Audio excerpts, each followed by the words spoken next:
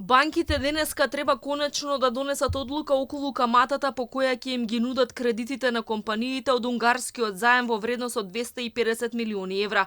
Тие треба да пресечат дали може да ја спуштат стапката за задолжување пониско од 3,25% за бизнисот, камата која владата ќе ја плаќа на Унгарија за замените пари. Вчера министерката за финансии имала состаноци со секоја банка поединечно. Тие веќе прифатија да нудат кредити со грејс период до 3 години и рок на отплата до 12 години.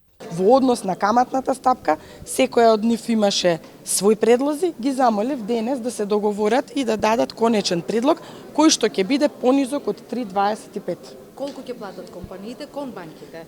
Толку колку што банките ќе кажат конечно, значи дека ќе ги пласираат средствата. Значи може да биде и 2% и 2,75. Може.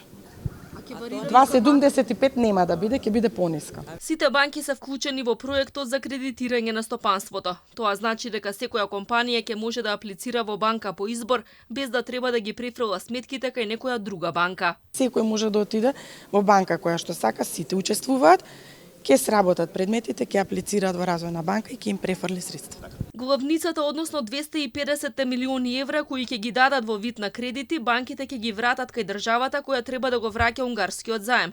За каматата обврска за банките не постои, односно владата ќе ја плати 3,25% на Унгарија. Во повеќе наврати, владата бараше од банките кои имаат астрономски профити да бидат солидарни и да им понудат пониски камати на фирмите. Инаку банките годинава ги струшија сите рекорди со историски највисоки профити. Повеќе од 160 милиони евра изнесува заедничкиот профит на трите најголеми банки во земјава и тоа за само 9 месеци.